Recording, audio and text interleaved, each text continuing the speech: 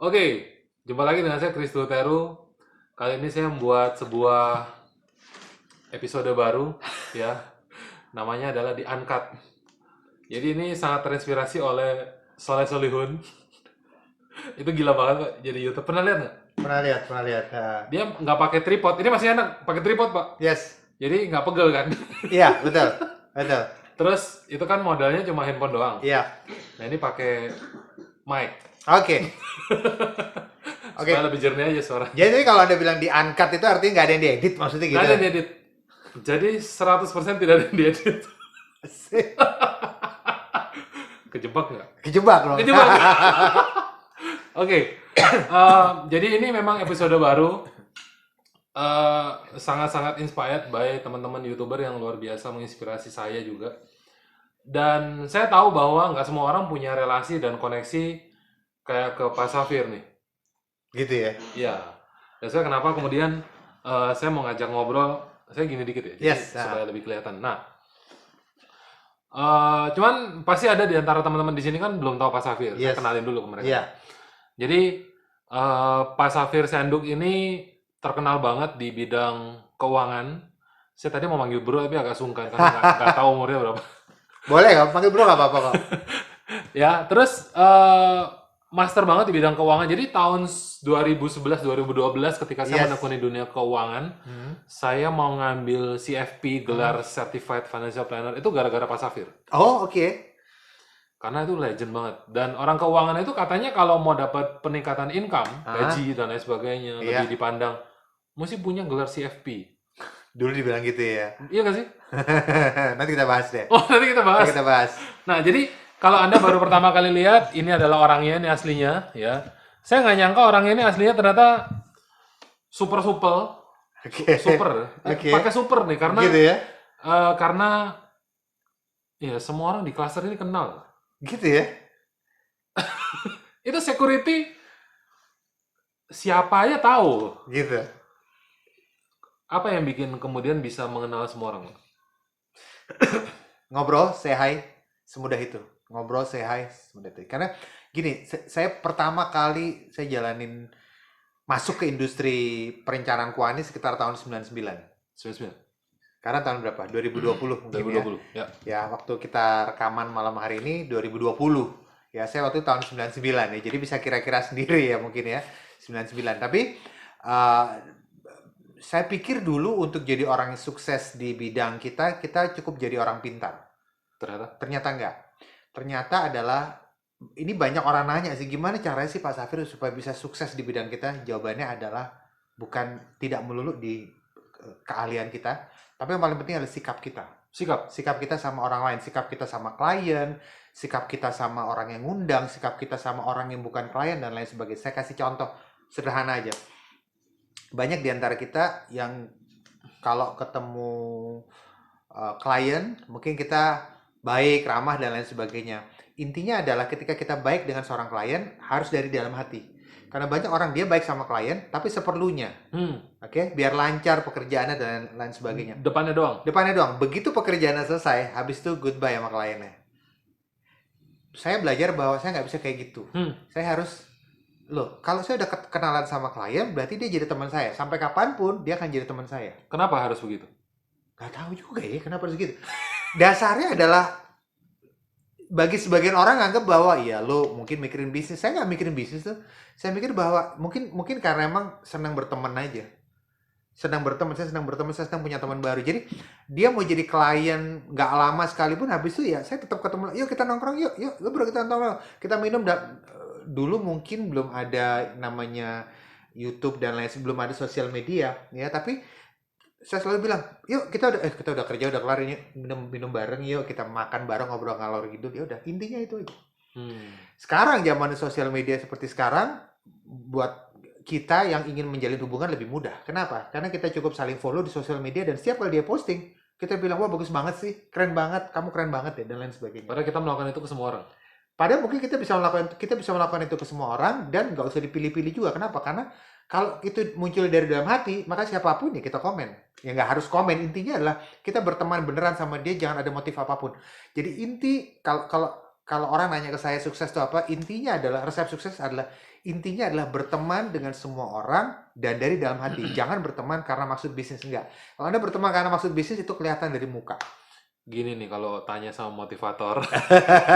Jadi sebetulnya nggak cocok ya di keuangan ya. Harusnya dimotivasi ya. Saingan Mungkin sama ya, mungkin ya, zaman mungkin. itu kan Mario Teguh. Mario Teguh ya. Saingan sama Yes. yang baru-baru Mario Yes. Teguh. Ha-ha. Pak Haryanto Kandhani Iya, gitu ya. iya. Ini koreksi aja, Pak Haryanto Kandhani munculnya baru belakangan. Oh, baru belakangan. Dia baru belakangan. Dia lebih muda dari saya loh. Hmm. Dia baru model. Tapi kalau karena kita tadi konteksnya ngomong zaman itu. Kalau Zaman. zaman itu ya berarti Mario Teguh, 99. Pak James Gwee, James Gwee. ya. Sebetulnya James Gwee duluan sih, James Gwee duluan. Patung. Pak Tung itu belakangan juga Belakangan. muncul, Oh, belakangan. oke. Pak Tung itu belakangan. Walaupun nggak kalau Pak Haryanto Kandhani belakangan banget. Gitu ya. Tapi nggak, intinya bukan belakangan, karena kita tadi ngomong konteksnya adalah kita harus berteman dengan semua orang, itu yang pertama. Kemudian adalah ketika berteman dengan semua orang, jangan melulu berteman dengan orang yang memang jadi teman bisnis kita.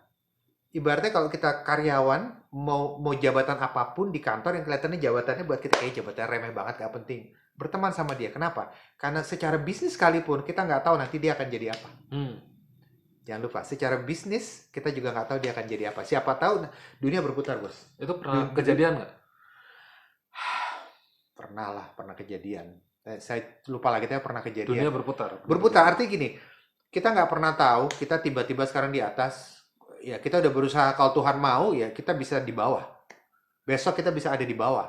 Kalau Tuhan mau, ini kita bukan bermaksud jadi religius atau apa ya, tapi itu bisa terjadi. Orang di dunia teknologi bilang apapun yang Anda pelajari sekarang dia akan obsolete dalam waktu 6 tahun, akan berubah dalam waktu 6 tahun. Ya, kita akan berubah dalam waktu 6 tahun. Jadi jangan pernah merasa bahwa Anda dulu hebat, Anda akan terus hebat selama 10 tahun, tidak. Kita harus bisa mengikuti perkembangan, kita harus bisa update. Jadi tips kedua adalah update. Jadi yang pertama adalah berteman dengan semua orang. Mungkin ini remeh, tapi berteman ini sama intinya dengan kalau dalam bahasa bisnis nyebutnya networking. Networking, kita harus bisa networking dengan semua orang. Networking sama MLM beda nggak? Beda. Kan sering ngomong di depan. Iya, MLM ya. Ya, sebenarnya MLM itu adalah networking yang dimonetize-kan lah kurang lebih begitu. Monetize, yes. Monetize. Ini kenapa, Pak? Satu-satu kok background-nya diangkat semua? Habis ini kosong, kita mesti ada tulisannya kan. Oh, mau ditulis. Enggak, maksudnya harusnya pakai kapur lah. Atau itu aja tuh, salah satu taruh sini di belakangnya. Satu game ya. Ya, Okay. jadi nggak banyak orang yang tahu kalau ternyata Pak Safir itu di rumahnya banyak banget beginian. Ya, jadi buat Anda yang belum tahu, kalau Anda dulu pernah main Monopoly, Ludo, ular tangga, itu namanya tabletop games. Jadi game yang dimainkan di atas meja atau di atas permukaan yang datar. Jadi dulu kita pernah main namanya Monopoly, Ludo, ular tangga, Halma. Itu namanya tabletop games. Orang seringkali nyebutnya board game. Jadi ada kartu, dadu, dan lain sebagainya. Nah, saya senang main-main seperti itu. Kenapa? Karena motorik kita dilatih, kemudian mata kita, respon kita, kemudian kita interaksi sama orang. Kalau kita main di HP kan seringkali, ya itu kan dunia maya ya. Gamenya oke, tapi layarnya kan lama-lama bikin capek. Nyambung nggak dengan sikap tadi? Oh, nyambung. Kita belajar menerima kekalahan langsung di depan orang yang ngalahin kita. Kalau kita main games di handphone atau di mana, kita kalah atau menang, kita kalah, kita kesal sekalipun, toh orang itu nggak lihat kita kan. Tapi kalau kita main gamesnya langsung interaktif begitu, kalau kita kalah, kita belajar kalah di depan orang yang ngalahin kita. Dan itu gak gampang. Kita menang pun juga kita harus bisa menahan diri supaya jangan terlalu berlebihan untuk tidak nyakitin hati si orang yang kalah. Gitu. Ini banyak banget. Pelajaran bisnisnya banyak banget. Itu ilmu bersikap ya? Itu ilmu bersikap. Jadi saya belajar bahwa dalam dunia bisnis tidak cukup kita jadi orang pintar. Kita harus punya sikap yang saya nggak mau bilang low profile atau apa ya, tapi berteman dengan semua orang. Kita harus ngewongke semua orang. Ngewongke itu mengorangkan semua orang. Wong, iya, wong, semua orang. Tiba-tiba bisa bahasa Jawa. Aslinya dari mana? Jadi papa saya Manado, ibu saya Jawa Timur Arab. Jadi banyak orang bilang Pak Safir Ambon ya? Enggak. Saya Jawa Timur ada Arabnya. Iya. Jadi ini Arab nih. Manado. Jadi senduk itu dari Manado.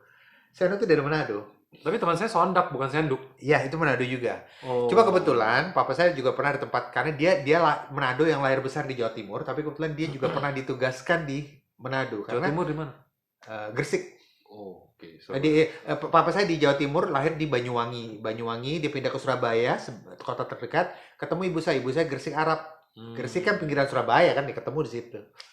Terus ke Manado. Iya, ke Manado karena sempat papa pernah ditugaskan di sana. Jadi kalau orang Manado kok hitam ya karena Arab. Ini susah nih. Mukanya muka Ambon, hidungnya hidung Arab, hitamnya hitam Arab iya. Terus Manadonya di mana? Ya mungkin orang bilang Ambon karena rahangnya lebih keras kali ya, atau gimana kali ya. Hitamnya memang khasnya Ambon sih. Oh, hitam Ambon ya. Oke. Jadi style hitamnya hitam Ambon. Hitam Ambon ya. Justru saya yang dipertanyakan Ambonnya di mana? Sebenarnya ini rahasia. Saya ada Ambonnya dikit, 1/8 Maluku dari nenek lah, 1/8 lah, ada dikit. Jadi rahasia, Pak ya? Rahasia, nggak pernah ini. Nanti soalnya jelasinnya lama lagi cara gitu. Sama. Jadi kuncinya yang pertama adalah networking, tapi networking itu harus dari hati ya. Networking harus dari hati. Kemudian ini dia. Sering-seringlah menghabiskan waktu dengan orang lain tanpa ngomong bisnis. Ini berat. Kenapa?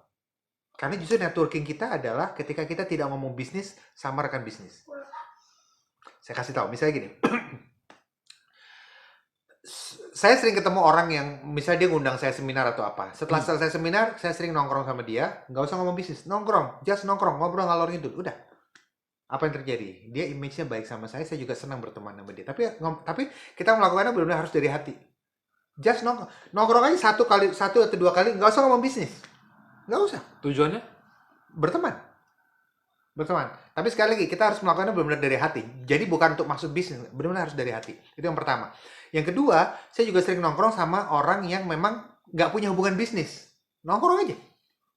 Padahal nggak jadi duit. Nggak jadi duit. Nongkrong aja. Padahal orang sekarang kalau nggak jadi duit, nggak mau. Nggak mau nongkrong. Ini sepele mungkin, tapi percayalah, kita cukup nongkrong 1 kali, 2 kali, dia akan ingat terus sama kita. Next time dia, kalau dalam kaitannya dengan bisnis, next time dia kerja di corporate atau apa, dia butuh jasa yang saya kerjain, yang dia ingat saya. Jadi kunci membangun personal branding dan kedekatan di dalam network adalah nongkrong sekali. Nongkrong, iya. Don't talk business. Don't talk business. Ini yang berat. Kenapa? Karena saya anak muda zaman, apalagi milenial ya.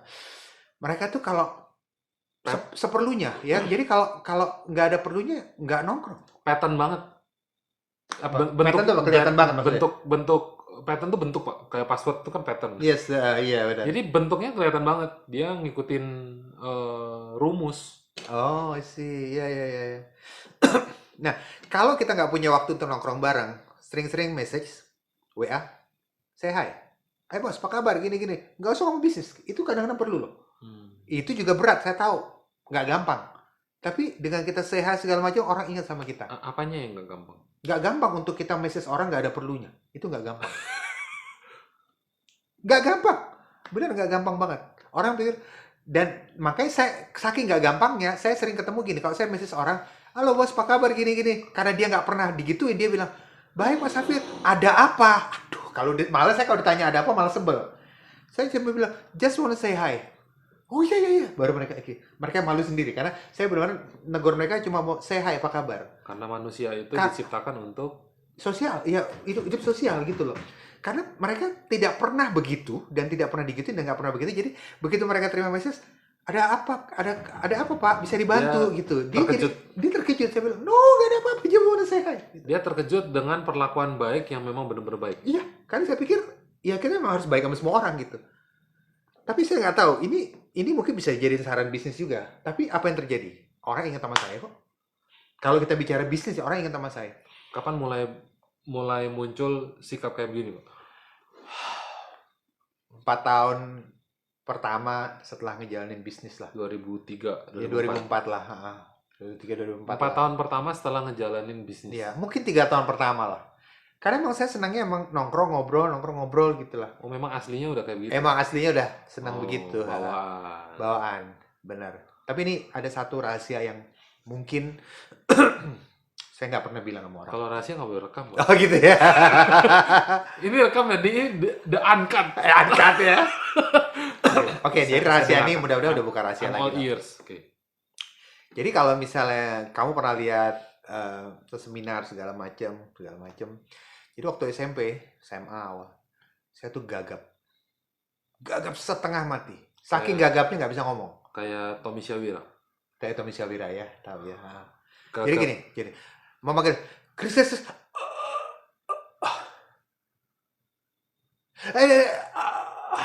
nggak bisa ngomong. Dan itu dalam 2 tahun, pernah seperti itu. bukan karena dikagetin, Enggak. bukan karena Ternyata belakangan nyadar bahwa minder. hmm, Saya lupa lagi minder kenapa. Tapi belakangan saya ingat. Jadi saya sekolah di sebuah sekolah swasta yang waktu itu memang sangat bagus. Itu anak-anaknya pintar-pintar. Oke, Dan saya ngerasa, aduh, gua doang nih. gue doang nih paling bodoh nih kayaknya. Emang pernah apa yang kok bodoh? Jadi waktu itu zaman dimana orang sangat membanggakan bidang-bidang A1. Fisika, teknik. Dan saya lemah di situ. Dan saya semua merah di situ. Saya kuatnya di sosial. Tapi sosial yang nggak kuat juga. Tapi orang membanggakan fisika, biologi. Saya lemah banget di situ. Ya udahlah. Jadi minder. Tahu nggak terapinya gimana? Dan itu nggak bermaksud untuk terapi. Jadi secara kebetulan waktu itu lagi ngetop musik rock tahun 90-an, Bon Jovi dan lain sebagainya. Oke. Jadi tiap kali mandi, kebetulan masuk siang sekolah negeri ya. Nyanyi. Tiap kali mandi, setelah musik nyanyi. Lama-lama Keluar. gagapnya hilang. Belakangan saya nyadar itu terapi ternyata. Kenapa? Karena dengan kita nyanyi musik rock itu kan jadi hah gitu kan, keluar gitu. Gitu. Jadi tipsnya buat Anda yang gagap, ya, terapinya mungkin bisa seperti itu. Dengar musik, ikut nyanyi sama musik itu. Tips yang menarik. Nah.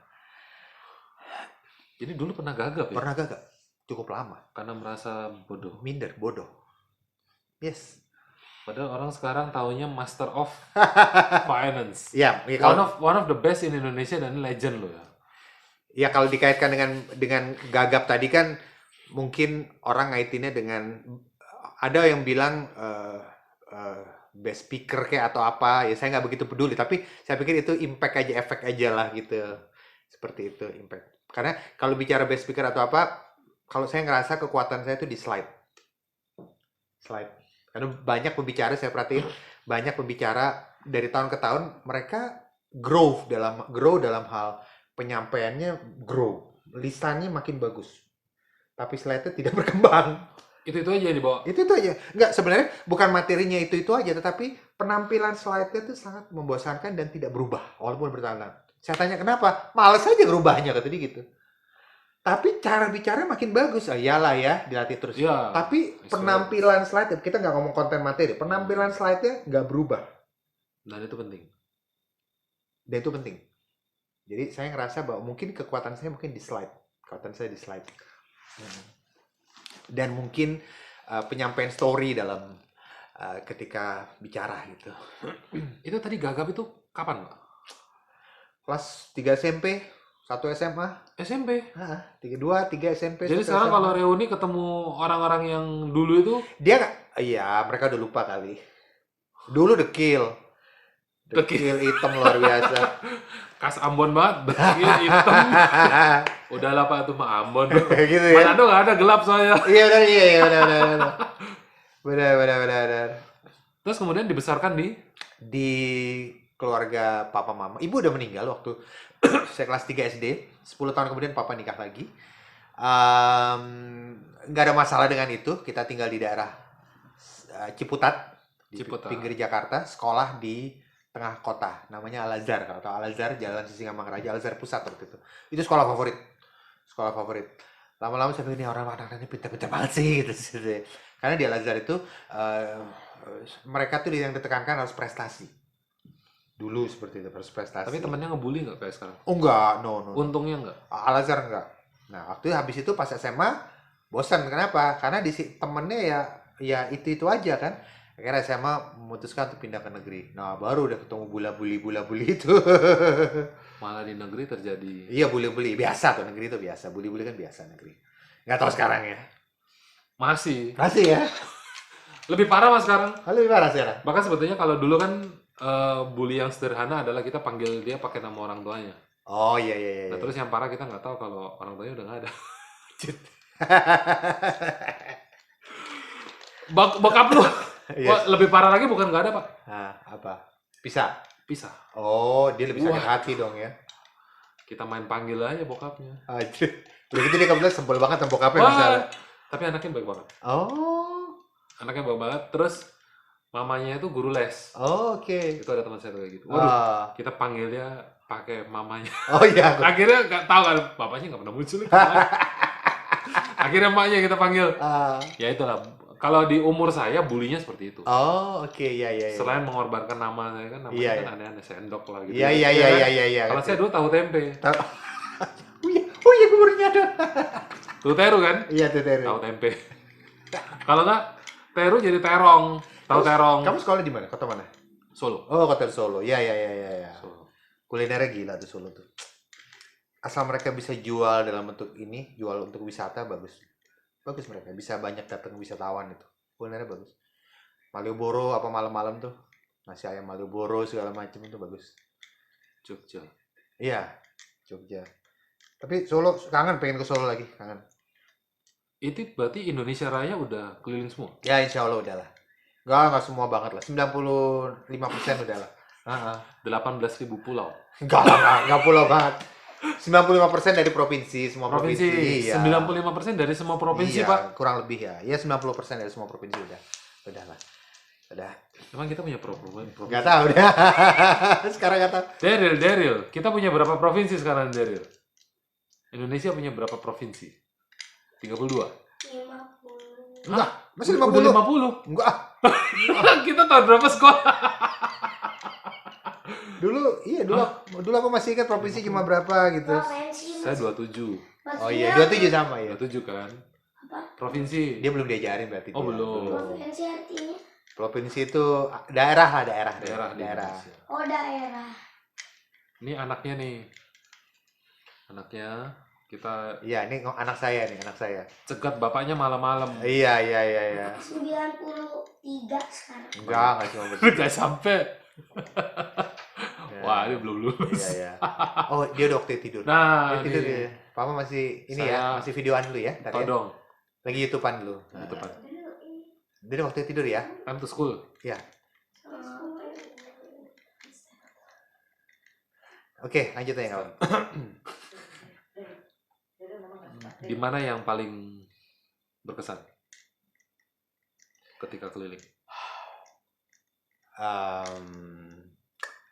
Kalau jawab semua juga nggak asik juga kalau jawab semua ya. Nggak bisa. Itu Nggak. namanya formalitas. Ya. Formalitas. Oke, gini. Sebenarnya gini. Kalau dari semuanya ya, saya tuh nganggep provinsi yang paling lengkap untuk wisata. Paling bagus dan lengkap untuk wisata. Itu Pulau Flores di NTT. Pulau Flores di NTT itu paling lengkap. Semua lengkap ada ya. Problemnya cuma infrastruktur aja lah ya, tapi semuanya ada, paling lengkap dan paling bagus. Itu NTT. Ya Flores, Labuan Bajo segala macam dan itu Labuan Bajo itu baru awal kan sebelum pergi ke mana? Air terjun segala macam itu. Seperti itu. Tapi kalau bicara peserta dengan respon paling seru masih Jakarta. Ya. Surabaya agak unik. Oke, kita bicara Malang dulu lah. Kerasa nggak mukanya ketika ngomong udah gitu kayak ada yang berat gitu. Iya. Malang itu mereka memperhatikan gitu ya. Tapi diem. Kayak kuburan. Tapi merhatiin. Tapi rata-rata kan memang kayak kuburan. Ya. Jakarta juga loh. Ya, tergantung di mana. Jakarta mending jauh lebih ini. Surabaya juga mirip-mirip dengan Malang. Surabaya tuh mereka punya uang, mereka punya pengetahuan, tapi diem lah gitu. Kecuali super diem. Dan itu sucks. Ya itu sucks. Tapi ya memang saya pikir ya tugas kita ngebenerin itu, tugas-tugas pembawa. Jadi kesalahan banyak pembicara adalah ketika mereka ngasih acara public speaking seperti itu adalah pesertanya sucks nih, gue gak cocok nih, aduh gagal nih acara gara-gara pesertanya salah, ya jangan nyalain ini ya gitu. Tapi kalau misalnya kita harus dari kitanya, tapi kalau dari kitanya sudah begitu tapi masih itu, ya sudahlah, oke nggak apa-apa, next better, itu aja. Tapi intinya adalah Malang, Surabaya tuh mereka diem, tapi memperhatikan dengan luar biasa. Oh. Memperhatikan luar biasa. Tapi diem. Kalau ditanya, siapa yang ini? Diem. Siapa yang ini tunjuk tangan? Diem. Itu kalau closing pusing. Iya, kalau kamu setelah seminar jualan sesuatu jadi pusing memang. Mm-mm. That's why kenapa memang zaman itu ya Pak ya. Iya. Lebih enak nggak jualan apa-apa udah. Saya mulai seminar itu pertama kali ketika masih zamannya belum ada PowerPoint, tapi ketika mungkin udah ada PowerPoint, orang masih ketika seminar itu masih pakai yang namanya, mungkin kamu masih ingat, kertas OHP, OHP. kertas transparan. Nggak tahu Saya kamu kuliah tahu masih apa. pakai itu OHP. Iya, iya itu. 2006 masih pakai OHP. Jadi slide-nya itu, mungkin PowerPoint udah ada, tapi PowerPoint itu dicetak di kertas bening transparan OHP. Plastik OHP, iya. Kemudian plastik OHP itu ditaruh di atas proyektor. Iya. Oke, ambil ini, masukin lagi. Ngomong, ambil lagi, masukin lagi. Seperti itu. Masih zaman itu. Masih zaman? Mulainya pada saat zaman itu. Saya kuliah 2006 itu masih zaman OHP, kalau nggak salah 2 tahun berjalan pun masih pakai. Masih pakai OHP ya. Dan dosen-dosen jadul yang tidak mau mengubah Oh stylenya iya masih. iya. Iya seperti itu. Itu dosen parah banget. Iya. Tapi kalau saya lihat kelemahannya kalau pakai OHP gitu, pace-nya jadi agak lambat. Seminar tuh pace-nya jadi agak lambat dan sangat otak kiri banget, sangat logik. Orang jadi mikir logik karena jadi terlalu logik. Dan semua udah kelihatan slide-nya. Oh iya. Udah muncul cereng gitu kan. Iya. Ini mana duluan? Dia Iya, baca. benar, Kenapa dia otak kiri? Hah? Karena kita lagi mau jelasin bagian itu dia Udah udah baca. muncul ya. Jadi kalau mau jelasin dulu baru munculin. Iya. Cuma kan aneh akhirnya. Iya. Kalau saya lupa tahun berapa lama-lama muncul teknologi di mana ada proyektor berwarna segala macam seperti itu ya. Kemudian metodenya, saya bikin metodenya adalah gini. Kenapa ya orang itu kalau seminar itu ya, saya lihat pembicara itu dia sama Asrot tuh asisten sorot, orang yang megangin laptop. Dia ngomongin, selamat pagi, nama saya Chris, segala macam gini. Kita akan ngomong tentang gini. Oke, next. Asisten sorotnya ganti slide, tag. Kemudian oke, sekarang kita ngomong tentang ini. Oke, berikutnya apa lagi nih? Next dong, tag. Noleh lagi, ngomong dan seterusnya. Jadi saya pikir kalau ada 60 lembar slide, berarti harus 59 kali dia ngomong next. Saya nggak mau. Jadi saya pikir gimana caranya saya ngomong, tapi slide-nya ngikutin saya, dan saya nggak boleh ngomong next, dan saya nggak boleh lihat slide. Akhirnya saya belajar caranya, gimana caranya supaya saya bisa hafalin slide yang banyak itu, dan akhirnya saya bisa ngomong tanpa lihat slide, dan slide-nya ngikutin saya. Bukan saya yang ngikutin slide, slide-nya nurutin saya. Tetap harus pakai asisten sorot. Jadi sampai sekarang, setiap kali saya mau seminar, saya punya slide, saya hafalin dulu slide. 100 saya hafalin 100, urutannya saya hafalin. Jadi ketika saya ngomong, saya tahu urutannya, dan saya bisa kasih story sesuai urutannya itu. 100. Yes. Itu orang yang nonton bisa takut loh. Berhenti nonton kita semua. 100 Pak Yes. Safir. Yes. Belum bridgingnya, belum materinya, Yes. penguasaan. Yes.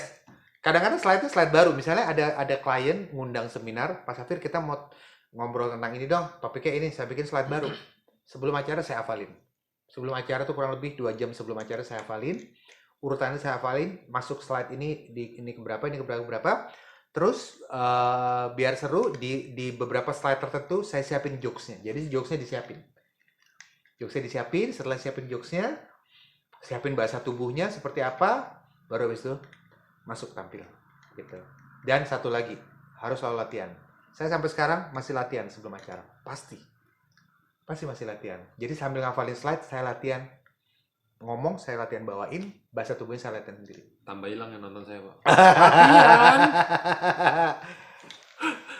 Zaman sekarang gitu Yes. loh, Pak. Banyak pembicara yang merasa dia sudah tahu ini ya. Dia nggak latihan. No. Latihan bikin latihan akan bikin seorang pembicara makin sharp, makin tajam. Apa yang dipertajam? Bahasa penyampaiannya, kemudian dia sudah siap seperti itu, dan jokes, selalu harus siapin jokes. Contoh Pak, jokes. Nggak bisa. Bukan stand up comedian. Tiba-tiba kita suruh kasih jokes out of nowhere gitu ya. Iya, nggak bisa. Stand up comedian pun jokesnya dia siapin kan. Stand up comedian jokesnya dia siapin. Sama kayak dulu pernah lihat acara ada di Trans TV tuh, apa tuh acara tuh yang ada Tora Sudiro, siapa tuh namanya tuh, Extravaganza. Astaga. Itu jokesnya itu semua teks, skripnya udah disiapin, ada tim kreatif yang nyiapin jokesnya, jadi mereka tinggal hafalin dan mereka lempar jokesnya. Itu skrip, semuanya skrip, itu skrip. Tapi kok masih bisa lucu ya? Iya, karena mereka latihan dulu dan mereka dengan lengkap dengan mimik muka dan lain sebagainya. Apakah mereka enjoy dengan itu? I don't know mereka enjoy apa enggak, tapi harusnya enjoy lah. Karena kalau misalnya kamu tanya beberapa di antara mereka, bisa nggak jokesnya mendadak gitu. Sebagian bisa, sebagian nggak bisa. Tapi real kalau orang itu pelawak, biasanya dia tidak perlu pakai skrip. Bisa. Dia bisa. That's why kenapa namanya pelawak, Pak? Iya, dan untuk jadi pelawak itu memang harus pinter karena dia nggak perlu pakai skrip. Contoh ini banyak jadi idola, namanya Komeng. Mungkin kita tahu.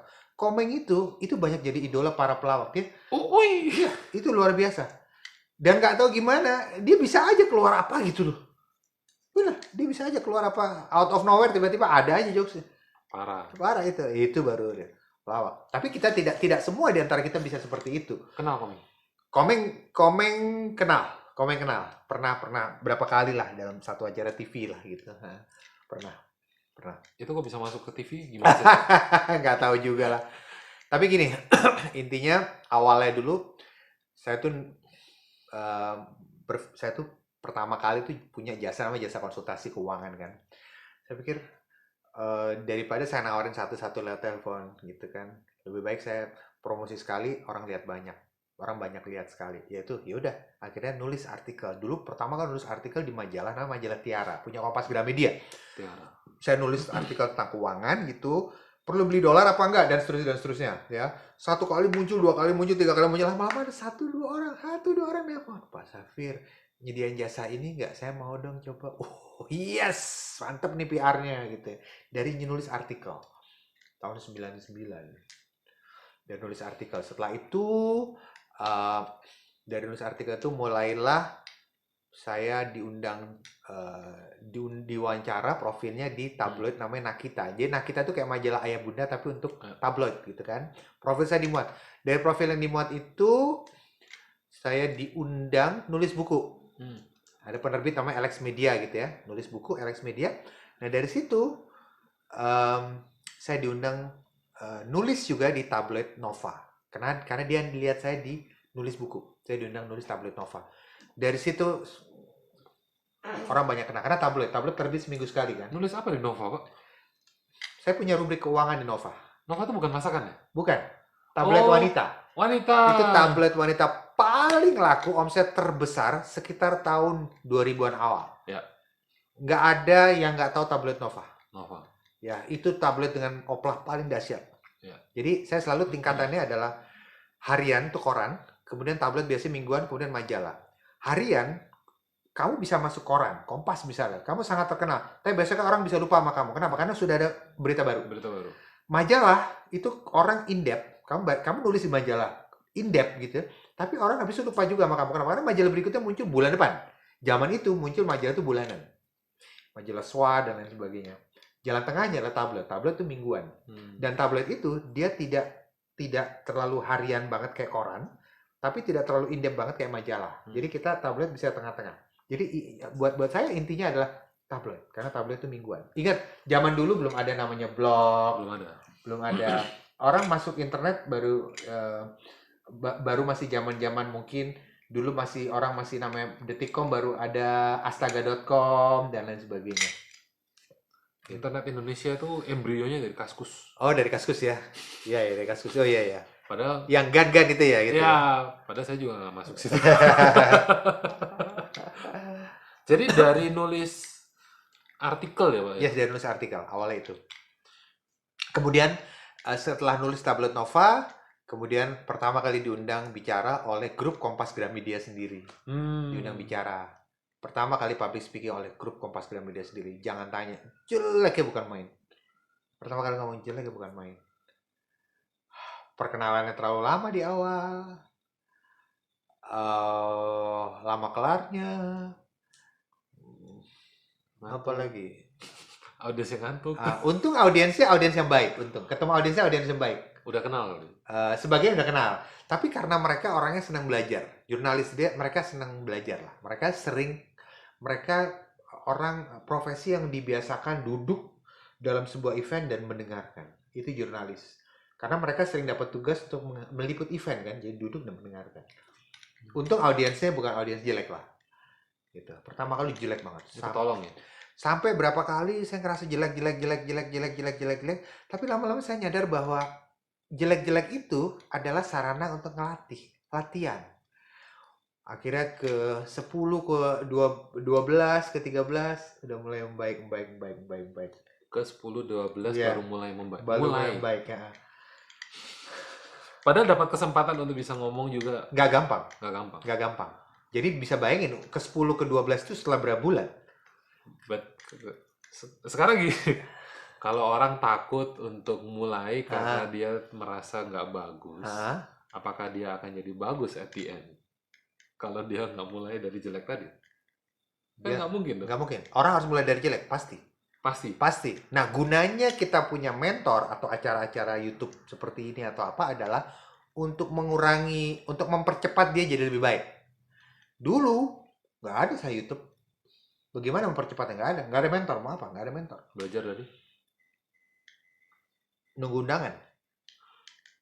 Ada buku-buku tentang public speaking, ada bagaimana berbicara dengan baik dan lain sebagainya, ada. Tapi kadang orang kalau udah terlalu lama ini, akhirnya jadi kelamaan mikir dan analisa, padahal untuk bisa baik dan bagus menjadi seorang pembicara adalah kamu harus berdiri depan dan lakukan. Itu aja. serem nggak? Serem. Kenapa? Karena kita ada mental block kan. Kita ada mental block orang, aduh menarik gak ya? Aduh. Nah, saya mikir mental block itu justru ngalangin kita sendiri.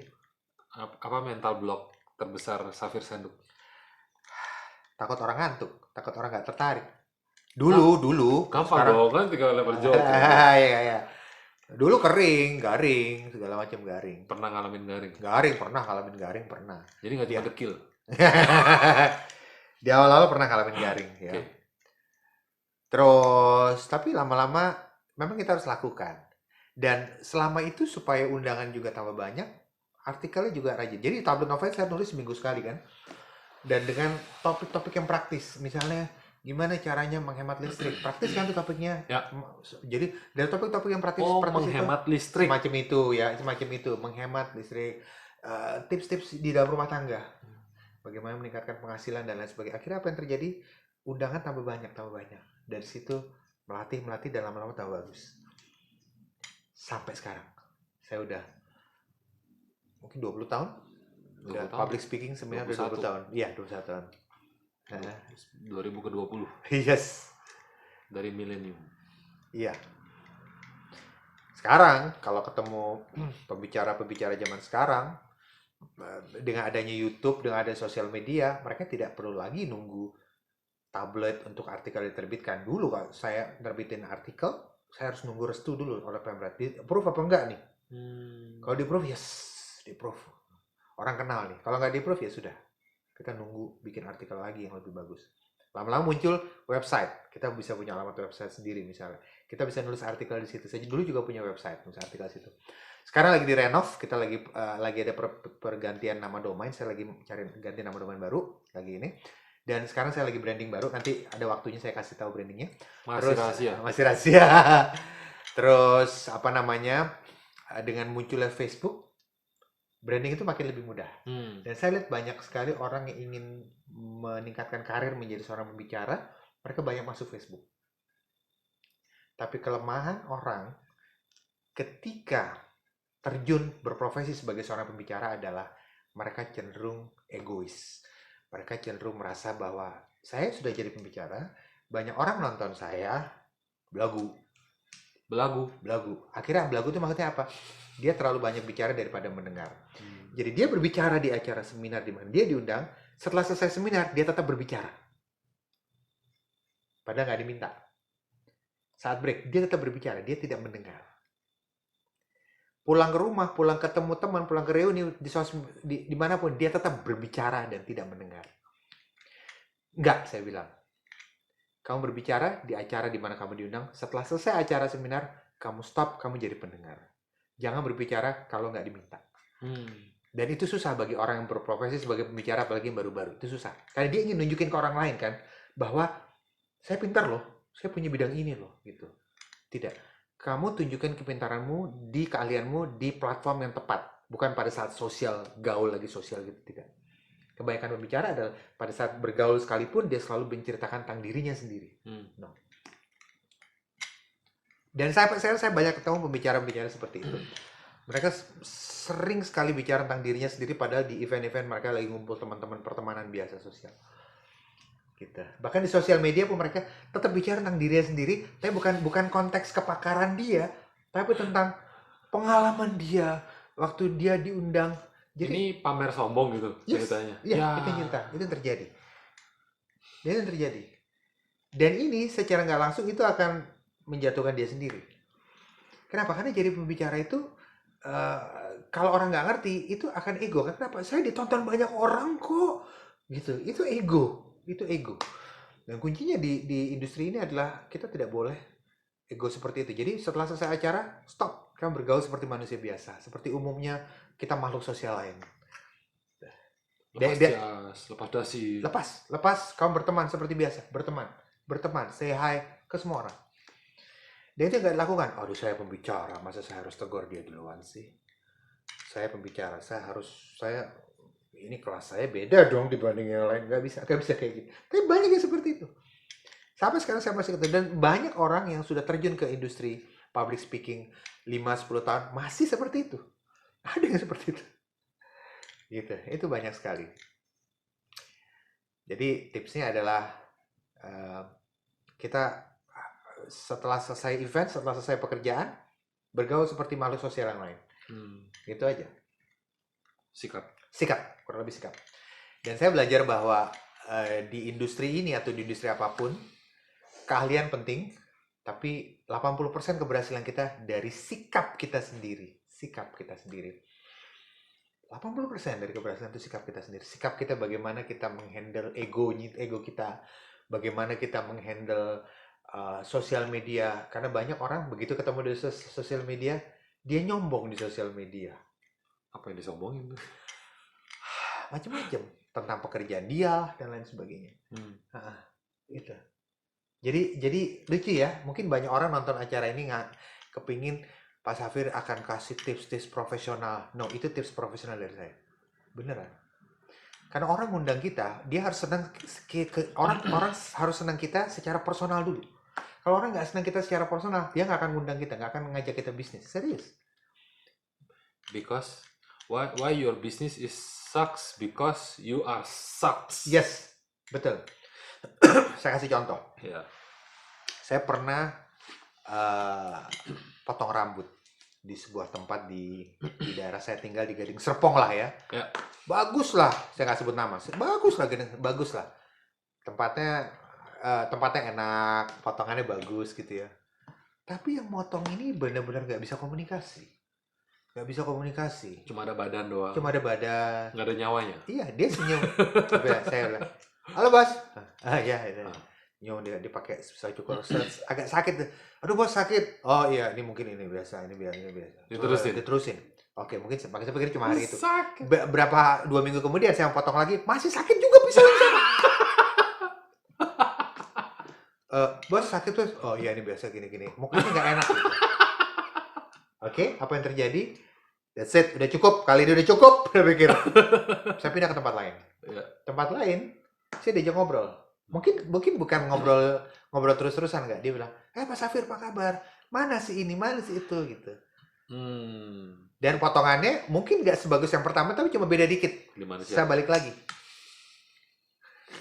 Jadi jangan kira saya akan kasih teknik-teknik canggih. Nggak kasih teknik canggih. Itu teknik canggihnya begitu.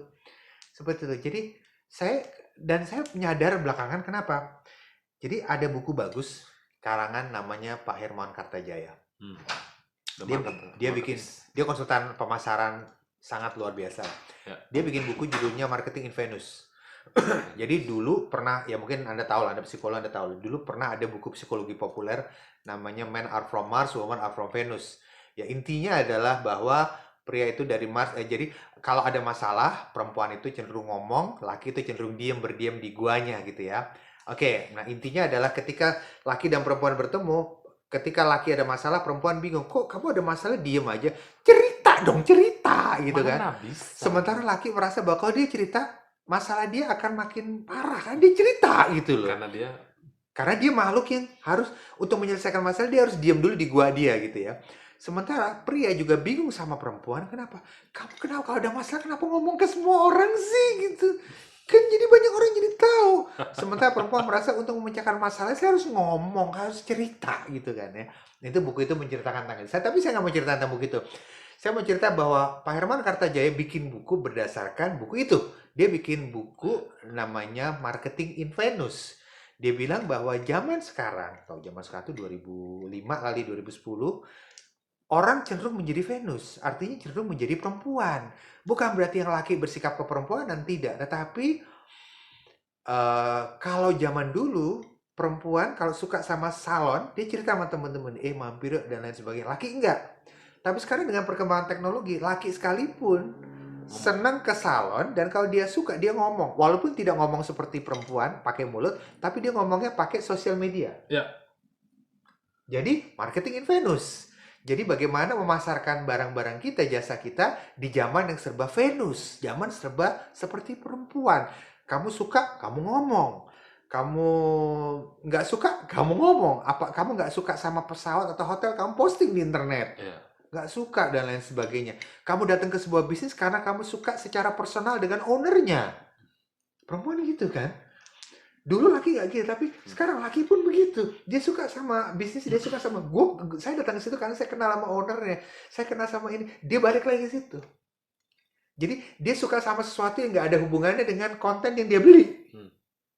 Kalau yang dia beli kopi, sepanjang kopinya bukannya nggak enak banget, yang penting cukup enak, standar, oke.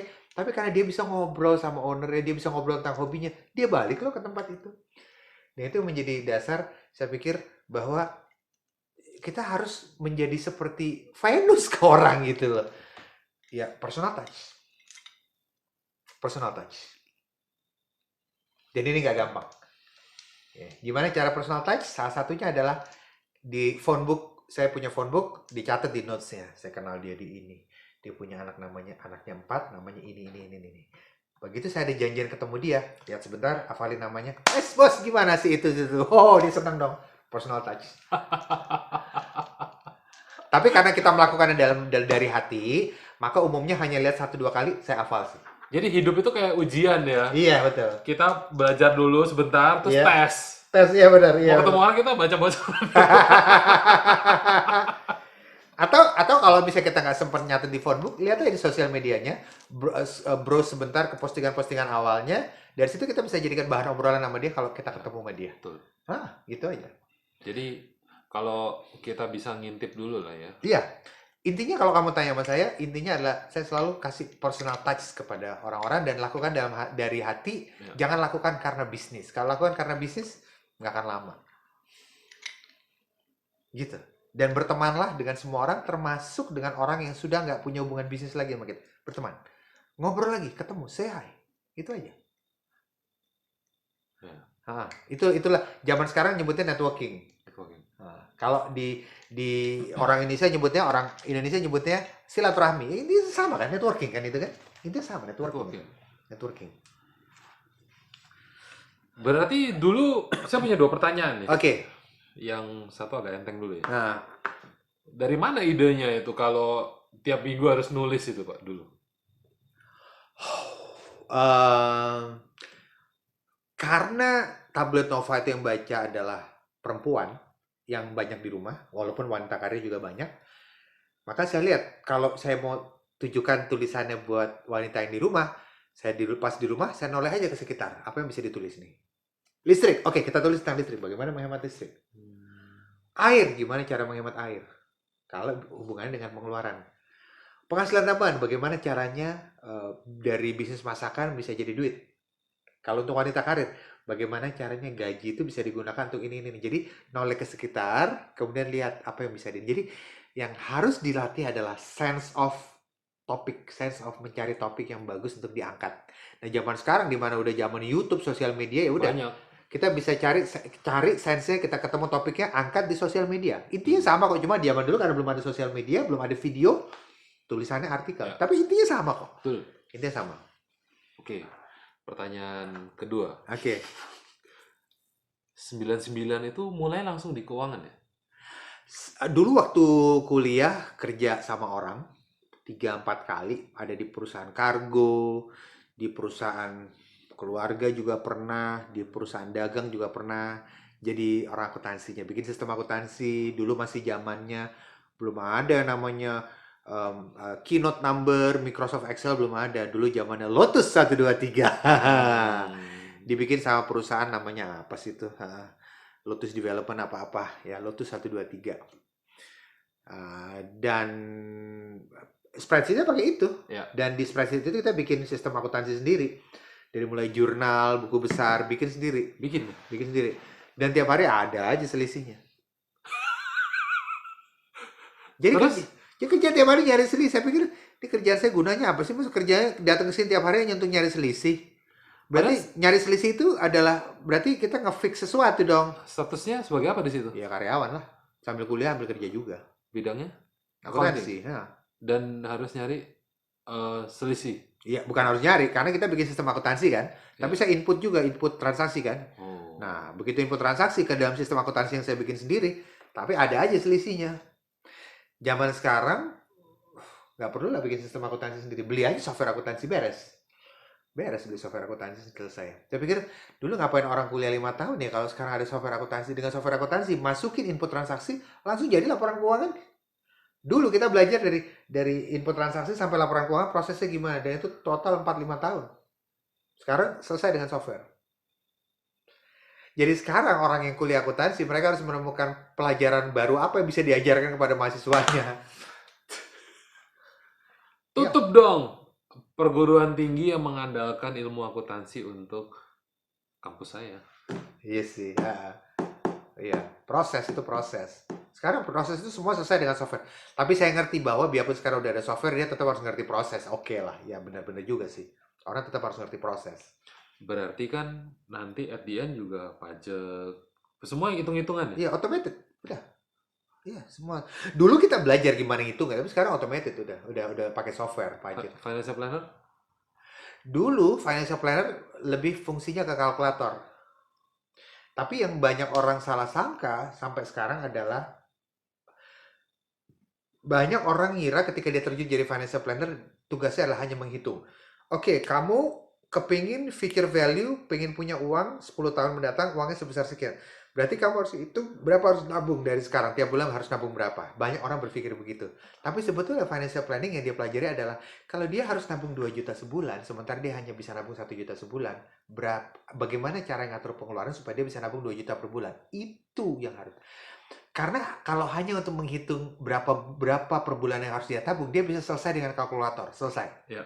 Tapi untuk mengatur pengeluaran supaya dia bisa nabung lebih banyak, itu butuh otak manusia, bukan otak komputer. Nah, ini menarik. Nggak bisa hilang dong. Nggak bisa hilang, Bisa itu butuh otak oke. manusia. Karena harus tanya-tanyain. Iya.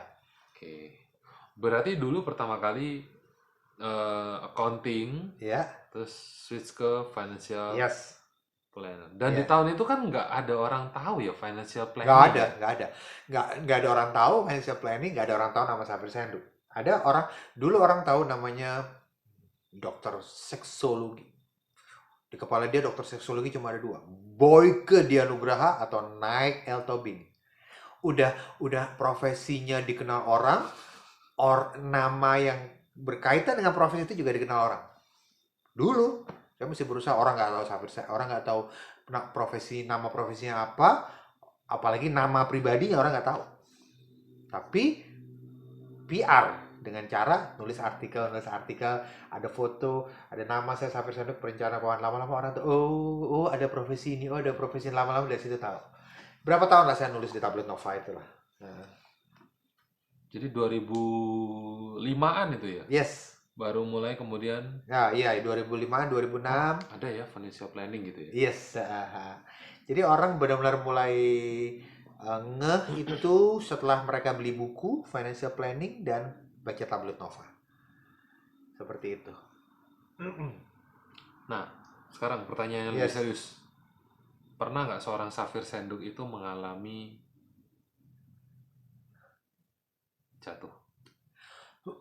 Pernah. Jadi kalau orang yang profesinya konsultasi, mau dia perencana keuangan, kayak mau dia psikolog, mau dia hukum dan lain sebagainya, biasa kerjaannya hanya ada 3. Pertama kasih konsultasi, yang kedua ngisi di media massa, ya. Kalau zaman sekarang dia termasuk ngisi di sosial media, YouTube segala macam gitu ya. Dan yang ketiga dia seminar training. Seminar training. Ada masa-masa dulu saya pernah punya tim konsultan perencana keuangan juga sampai 3, 4, 5, 6 orang pernah. Tentunya masa-masa jatuh juga pernah, yaitu ketika mereka memutuskan keluar bikin bendera sendiri. Saya waktu itu masih menganggap negatif sama yang namanya kompetisi.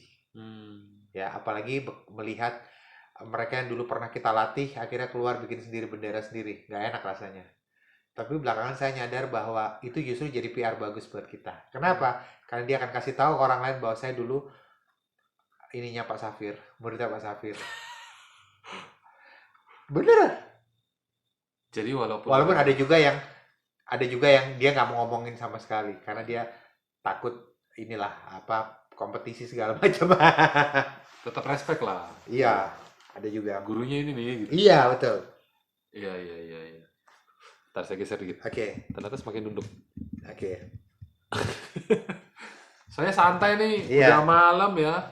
10:30 ya. Terus itu kan pahit Pak. Nah, Gimana cara ngatasin? Ini lama itu, lama. walaupun cerita pahit tapi bisa ketawa ya. Lama, iya lama. Saya tuh berusaha untuk membuat auranya semakin negatif. Ya, Nggak jadi bisa, ya. artinya itu sudah move on. move on. Move on, iya move on. Lama-lama saya nyadar bahwa saya dengar dari teman bahwa dia ngomong ke teman di industri lain bahwa saya dulu muridnya Pak Safir. Oh, ternyata itu positifnya. Bahwa saya dianggap dituakan. Positif dong, dianggap dituakan, dianggap kayak senior lah. Oh iya ya, oke. Jadi pelan-pelan pandangan saya terhadap orang yang keluar dari bendera saya itu sebagai bendera sendiri udah berubah. Lama-lama oke, nggak ada masalah. Oke, kok nggak apa-apa. Yang kedua adalah orang juga perlu punya tingkatan yang lebih baru dalam hidupnya kan. Dengan dia keluar pikir sendiri tentunya itu meningkat. Dalam hidupnya dia meningkat berarti kan. Dalam hidupnya juga meningkat. Dan kita nggak boleh iri sama rezeki dia ya. Nggak boleh iri sama rezeki dia. Nggak boleh. Dulu yang saya nggak terima bukan masalah rezeki dia. Yang saya nggak terima adalah dia keluar bikin bendera sendiri. Padahal saya kan yang ngajarin dia gitu kan ya. Lebih ke situ. Masalah dia dapat rezeki dari itu nggak ada masalah gitu. Saya nggak lihat situ. Tapi lama-lama bisa terima bahwa oke, jadi itu image baiknya bahwa dia jadi menghormati kita. Berapa lama tuh sampai akhirnya dari ketahuan pecah nih sampai akhirnya bisa menerima itu? 4 tahun lah, 3-4 tahun. Lama apa sebentar? Lama dong. Nah, Lama ya. Mulai dicariin. Iya. Karena tadi nggak pamit. Iya. Karena ini uncut Pak. Uncut ya. Jadi semua masuk. Uncut tapi di-cut dikit-dikit boleh kali. Nanti kamu editing dikit-dikit boleh kali. Gampang sih ngedit. Ngedit yang nggak ketahuan. Aslinya sebetulnya ngedit tuh males. Oh gitu. Karena iya sih repot ya. Karena repot. Oke. Jadi enak rumah dibangun dari nol udah bener. Oke, iya. Kalau renov males ya. Males ya benar. Iya. Benar. Sama sebetulnya edit video itu kalau nggak perlu. Iya. Nggak usah edit. Ya nggak usah diedit, benar. Kalau nggak perlu. Benar. Terus dalam proses 3-4 tahun ini apa yang dilakukan sampai kok akhirnya bisa move on, Bang? Ya jalan aja. Tapi memang saya jadi nggak ngerekrut konsultan baru lagi. Nggak jalan dong bisnis. Jalan, tetap jalan. Tapi lebih ke gini. Mungkin pernah dengar kata-kata dalam bisnis kita harus punya tim supaya bisa jalan sendiri timnya kan gitu kan ya, Ya. gitu kan. Tapi dalam dunia seperti ini memang idealnya sih adalah saya menjalankan bisnis ini betul-betul passion. Jadi jangan bikin sistem di mana dia bisa jalan sendiri. Kenapa? Karena kalau kita bikin sistem dia bisa jalan sendiri ya kita harus ngerekrut baru terus. Kenapa? Karena yang senior-senior pasti akan keluar bikin sendiri, bikin bendera sendiri, gitu kan. Kasih contoh nih, banyak kantor-kantor pengacara yang timnya tuh pengacara-pengacara muda. Kenapa? Karena pengacara muda itu begitu udah senior mereka keluar bikin sendiri, dia rekrut lagi pengacara muda baru, Betul. gitu. Jadi Dan saya agak malas ngerekrut baru lagi, ngajarin lagi. ngajarin Ntar lagi. keluar lagi. Ya. Ngajarin lagi, ntar keluar lagi. Jadi 5 tahun, 6 tahun belakangan ini saya lebih fokus ke seminar training dan sosial media dan media massa, bukan konsultasi klien nih. Lebih fokus ke seminar training. Masalah uang saya ngerasa udah cukup lah, udah. Karena uang dikejar nggak bisa habis. Uang itu kan cuma angka kan. Kalau kita cuma ngukur kesuksesan kita hanya dari angka, sampai kapanpun kita nggak akan pernah sukses. Gitu. Jadi ya, saya pikir saya merasa udah bisa hidup ya sudah, gitu aja. Tidak perlu tim yang terlalu besar dan lain sebagainya, gitu. Terus setelah move on ini apa yang dikejar sama Saversendo? Lebih banyak orang teredukasi dengan keuangan, lebih banyak orang dapat seminar-seminar keuangan, lebih banyak orang ketawa dengan jokes-jokes keuangan, ya, dan itu bisa dicapai dengan cara ya kasih edukasi lebih banyak, seperti itu. Itu yang dicapai itu seperti itu, yang masih ingin dicapai seperti itu. Tapi emangnya kalau orang dikasih edukasi doang itu ngerti ya, Pak? Ngerti ya. Untuk mereka bisa praktek itu intinya adalah dengan edukasi itu mereka diajarkan untuk bisa melakukan sendiri. Dalam seminar itu bisa? Bisa pada prakteknya tidak semua mau melakukan sendiri, Tidak semua mau melakukan sendiri. Sebenarnya orang miskin, menengah, dan kaya bisa dibedakan dari apakah mereka pakai jasa perencana keuangan atau tidak untuk konsultasi. Contoh, orang yang miskin, mentalnya miskin, dia tidak akan mau pakai jasa perencana keuangan. Nggak akan mau. Tapi dia juga tidak mau belajar keuangan. Mentalnya miskin. Kenapa? Orang yang mentalnya menengah, dia justru ingin pakai jasa perencana keuangan. Lucu ya. Orang yang mentalnya menengah, dia ingin pakai jasa perencana keuangan. Kenapa? Karena dia malas belajar. Dia mending pakai jasa perencana keuangan. Tolong hitungin dong, dan lain sebagainya. Orang yang mentalnya kaya justru tidak mau pakai jasa perencana keuangan. Dia lebih suka belajar dari seminar atau buku dan lakukan sendiri, tidak pakai jasa konsultan perencana keuangan. Jadi justru orang yang datang ke konsultan perencana keuangan adalah orang yang menengah. Orang yang mentalnya menengah.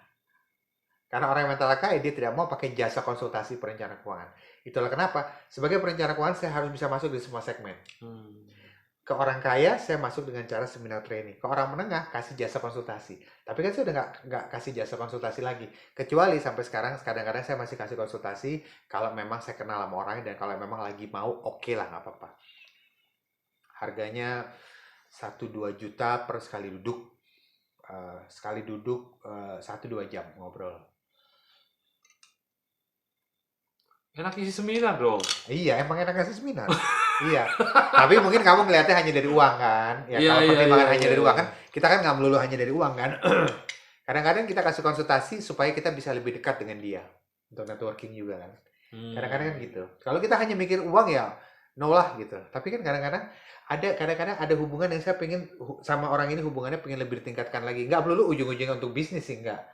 Tapi kadang-kadang hubungannya pengen lebih ditingkatkan lagi. Mungkin saya senang sama keluarga dia lah, segala macam. Oke, konsultasi. Gitu. Oh, jadi sebetulnya masih terima ya? Masih terima, hanya kalau lagi mood dan memang secara ini oke lah, yuk gitu. Nah, Filternya lebih ke otak kanan juga filternya.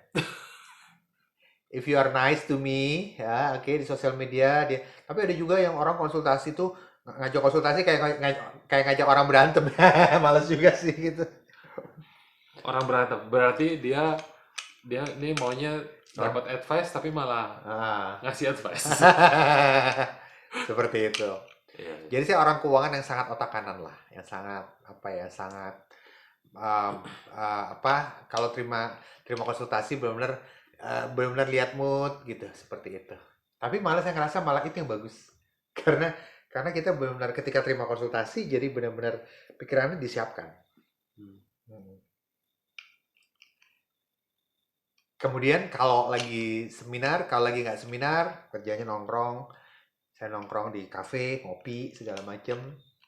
Karena kalau ada orang yang undang seminar, biasa ada manajer yang ngurus proposal. Itu ada. Tapi kalau nggak seminar kerjanya ngopi, main games. Dan di rumah saya punya tempat main board game di rumah dan ada toko board game juga di rumah. Kalau nggak gitu saya seminar. Nah, sebelum seminar biasa siapin dulu slide-nya, siapin jokes-nya dan lain sebagainya. Berlatih, bawain seminarnya, berlatih, naruh jokes-nya di mana, hafalin urutan slide-nya, jadi begitu seminar benar-benar siap. Bahkan untuk materi yang saya udah sering bawain sekalipun, tetap sebelum acara, latihan dulu. Ya. Penting. Oke Pak. Di miss call 3 kali. Ini saya lupa ngomong ke istri. Apa?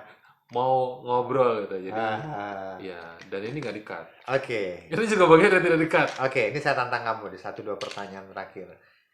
Apa? Ini sebelum ada nggak pertanyaan yang kamu pengen tanya yang sifatnya private atau apa yang kamu pengen tanya deh? Aku coba jawab deh. 1-2 pertanyaan terakhir. Kalau nggak ada bagus, aku happy nih. Oke. Oke. Karena saya orangnya nggak suka kehilangan kesempatan. Tapi tadi nggak ada kesepakatan kita bahwa saya akan tanya something private enggak sih? Iya. Yang tadi yang unik kan sebetulnya sensitif cuma tentang berapa duit sih sebetulnya kalau seminar gitu. Oh iya. Nggak nanya itu pun nggak apa-apa, tetap dijawab juga. nggak So, nggak terlalu apa-apa, nggak ada inilah. masalah. Sebetulnya intinya gini, apa pelajaran paling berharga yang pernah didapat oleh Safir Senduk dalam kehidupannya? Berapa puluh tahun sih sekarang? Hidup berapa puluh tahun? Umur, nanya umur nih. Kayaknya 50. Sialan. Soalnya tadi saya ngitung. Itu ya. 20 tahun yang lalu Iya. mulai kerja. Yes. Udah 45 tahun, Iya. kayaknya udah 25-an waktu itu. Terus? Mulai masuk ke financial planning, Iya. kayaknya harusnya Oke. under 50 ya, masih Jadi- oke sih ini. Jadi tahun 2020 ini umur saya 47. Nggak kelihatan. Nggak kelihatan ya, thank you. Kamu Sih, kamu kayak lebih tua dari aku ya. Aduh. Ya, jadi apa pelajaran? Pelajaran paling besar saya sebetulnya udah sebut sampai sekarang. Satu hal yang paling saya suka dari pekerjaan ini adalah saya bisa networking lebih banyak. Kita mungkin bisa gagal dalam karir dan lain sebagainya, tapi kuncinya hanya satu. Networking lah sering-sering. Dengan kita networking sering-sering, ngobrol sama orang, nongkrong sama orang, nggak usah ngomong bisnis dan lain sebagainya, karir akan meningkat. Gak tahu gimana, pasti jalan. Gitu. Saya nggak ngomong rajin sembahyang, nggak ngomong ke situ ya. Saya lebih ngomong apa yang bisa kita langsung aplikasikan. Ya maksudnya kita ibadah tetap penting, tapi maksudnya gini, saya bukan orang yang rajin ibadah juga, tapi Langsung kuncinya- diralat. ya, intinya adalah kamu harus sering-sering networking. Ya. Ya, bahkan dengan orang tetanggamu sekalipun kamu networking. Networking tuh hanya sebatas ngobrol, ikutin sosial medianya, cari tahu tentang dia, itu kamu udah networking. Dengan kamu networking, segalanya jadi lebih mudah termasuk karir. Itu aja. Dan milikilah kalian dalam hal networking, Ya. dalam hal komunikasi. Lebih banyak mendengar daripada berbicara, karena kelemahan yang kunci keberhasilan seorang pembicara adalah hilangkan ego. Jadi hanya berbicara ketika event, setelah selesai event, jadilah makhluk sosial seperti biasa, lebih banyak mendengar daripada berbicara. Kita tutup. Super sekali gitu Super ya. sekali. Pamer Teguh kemana ya sekarang? Saya nggak tahu. Waduh. Dan Itu- pesan saya buat para pembicara yang masih berkarir sebagai pembicara, perbaiki slide Anda. Ya. Jangan terlalu banyak teks di slide Anda. Aduh, saya pusing banget tuh. Lihat orang keuangan, lihat orang properti, Yes. banking, it's boring. Boring ya. Boring as hell. Yes. Nah. Saya sempat mau tanya, apa perlu gua training lu untuk jadi bisa? Enggak lah, belajar ke Pak Safir Oh, aja. gitu ya. Oke, tadi kayaknya udah cocok buat jadi pesan penutup. Yes. Dan kita udah belajar banyak banget hari ini. Iya, oke. Dan sesuai janji saya, ini adalah the uncut, Oke. Jadi nggak akan di-cut nih ya. no cut at all. Berarti kamu harus taruh ini dong, apa timer di situ. Timer jalan gitu timernya, jadi supaya orang nggak ngekat. Jadi kalau orang ngekat dia ketahuan. Timer tuh jalan di angka ini lah, ada timer, ada waktunya jalan. Oh gitu. Jadi kalau orang ngekat ketahuan ini ngekat apa enggak, karena ada timernya. Oh. Tapi maksudnya kan dari saya juga udah nggak saya cut. Iya ya. Jadi ketahuan mungkin Tapi biasanya itu bisa dilakukan kalau topiknya agak-agak sensitif, kayak politik, agama. Kita kan nggak ngomongin itu toh, jadi nggak usah lah, nggak apa-apa.